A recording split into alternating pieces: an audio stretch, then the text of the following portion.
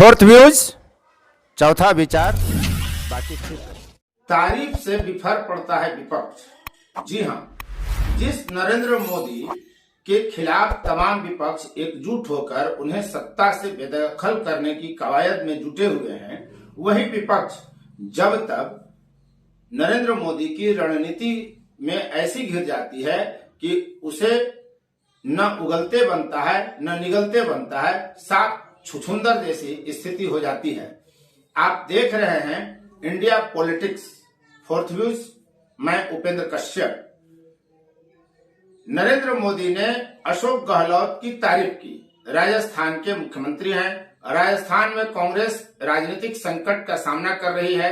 लगातार अशोक गहलोत बनाम सचिन पायलट का विवाद कांग्रेस को परेशान कर रहा है। ऐसे में बांसवाड़ा के मानगढ़ में एक मंच पर, सार्वजनिक मंच पर प्रधानमंत्री नरेंद्र मोदी ने अशोक गहलोत की तारीफ की।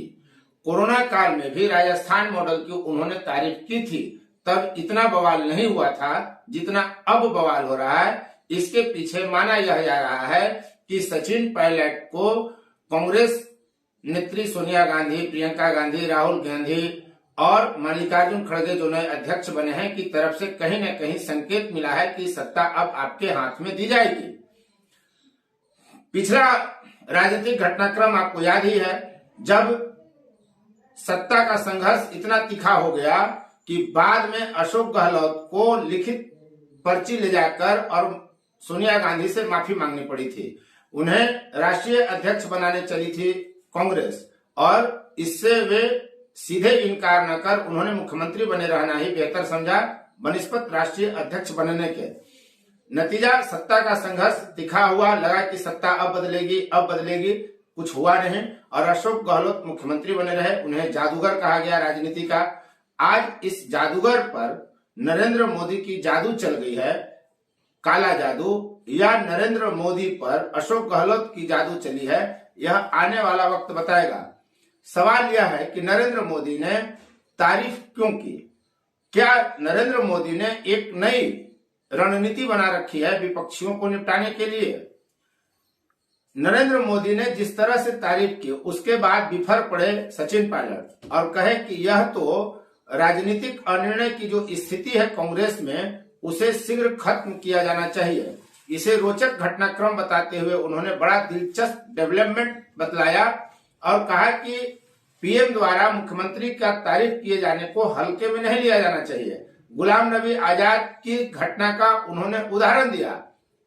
राजस्थान में मात्र 13 महीने विधानसभा चुनाव होने में शेष है और कोशिश यह चल रही है कि सचिन पायलट मुख्यमंत्री बन जाए और उनके चेहरे पर आगामी चुनाव लड़ा जाए। अशोक गहलोत को किनारे करने की कवायद सचिन पायलट की तरफ से चल रही है और इसमें जब तक घी में आग डालने का काम या आग में घी डालने का काम केंद्रीय नेतृत्व भी करते रहता है।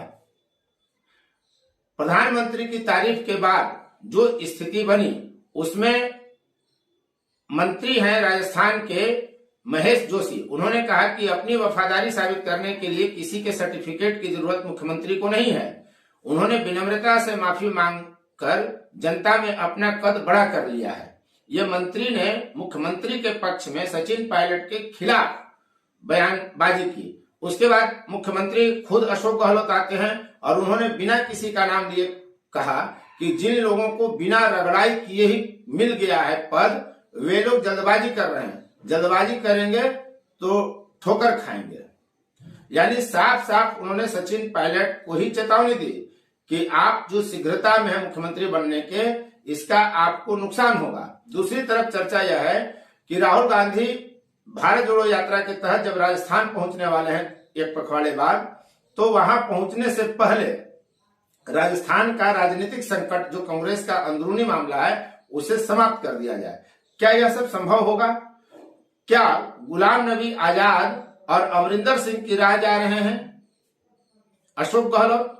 सवाल यह भी उठ रहा है, क्या नरेंद्र मोदी ने विपक्षियों को निपटाने की एक खास रणनीति विकसित कर ली है कि उसके बड़े नेता को, जो कद्दावर नेता है, जिसके कारण किसी प्रदेश में कांग्रेस का वजूद है या वो ताकत में है, तो कांग्रेस की ताकत को खत्म करने के लिए उसके सबसे बड़े ताकतवर नेता को ही मटियामेट कर दो। ईडी सीबीआई का इस्तेमाल करने का आरोप भाजपा और नरेंद्र मोदी अमित शाह की जोड़ी पर लगातार विपक्ष लगाते रहा है, लेकिन उससे इतर यह भी एक रणनीति दिख रही है। उन्होंने पंजाब में अमरिंदर सिंह को निपटाने के लिए क्या किया? अमरिंदर सिंह की पहले तारीफ की। अमरिंदर सिंह को कांग्रेस में जगह जब दिखी कि नहीं मिल रही है तो नरेंद्र मोदी ने उनकी तारीफ कर दी। तारीफ करने के बाद कांग्रेस असहज स्थिति में आ गई। आरोप यह लगा कि अमरिंदर सिंह भाजपा की बोली बोलने लगे हैं, उन्होंने भी कभी गाहे बगाहे तारीफ कर दी। नतीजा क्या हुआ कि अमरिंदर सिंह ने नई पार्टी बनाई, चुनाव लड़े और फिर अब अंततः भाजपा में शामिल हो गए। तो भाजपा ने वहां उस प्रदेश में अपने लिए कद्दावर नेता खड़ा कर दिया है। भाजपा यही रणनीति उन प्रदेशों में बनाने में लगी है कि जहां वो कमजोर स्थिति में है। कुछ ऐसा भी है क्या? गुलाम नबी आजाद कश्मीर में भाजपा कहाँ है? जम्मू के बाद और लद्दाख के बाद कश्मीर में श्रीनगर बेल्ट में तो कहीं भाजपा थी नहीं, भाजपा की संभावनाएं न्यूनतम है। अब जब श्रीनगर और जम्मू एक अलग प्रदेश है, केंद्र शासित प्रदेश, वहां चुनाव की शुरुआत चल रही है, तो उन्होंने गुलाम नबी आजाद की पहले राज्यसभा से विदाई के वक्त तारीफ कर दी। बाद में गुलाम नबी आजाद ने भी मोदी के पक्ष में बयान दिया। नतीजा असहज हुई, कांग्रेस ने उनको राज्यसभा में दूसरी बार नहीं भेजा। गुलाम नबी आजाद अब कश्मीर में सक्रिय हैं, उन्होंने नई पार्टी बना रखी है। माना यह जा रहा है कि यह भी भाजपा की चाल है, नरेंद्र मोदी अमित शाह की जोड़ी की यह कोशिश है कि गुलाम नबी आजाद एक ऐसी धड़ा का निर्माण करें जहां कांग्रेस का वोट बटे। कांग्रेस का वोट कांग्रेस के नेता द्वारा कटवाने का यह प्रयास है। ऐसे में भाजपा को लाभ होगा, ये भाजपा मानकर चल रही है। तो क्या यही कोशिश राजस्थान में भी की जा रही है कि जहां सचिन पायलट और अशोक गहलोत के बीच जो मतभेद है, उसमें जब सचिन पायलट भाजपा के साथ मिलकर सरकार बनाने में कामयाब नहीं हुए तो नरेंद्र मोदी ने अशोक गहलोत की तारीफ कर दी। क्या एक कोण यह भी है इस पूरे घटनाक्रम का, ताकि कांग्रेस असहज स्थिति में आ जाए? हालांकि गांधी के कारण नाम होने का जो बयान अशोक गहलोत ने मोदी के संदर्भ में दिया, उसे कांग्रेस ने समर्थन किया, तो लगभग कांग्रेस ने यह साफ कर दिया है कि इसे वो गंभीरता से नहीं ले रही है। पीएम है, उन्होंने सीएम की तारीफ कर दी।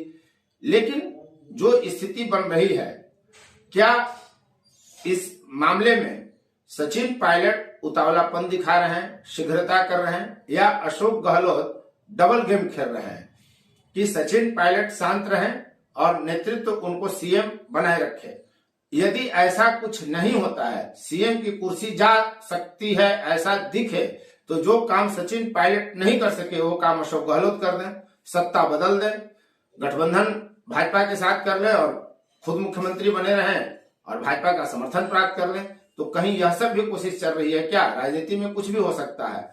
अब तक इस वीडियो में बने रहने के लिए आपको बहुत बहुत धन्यवाद। फोर्थ व्यूज, चौथा विचार।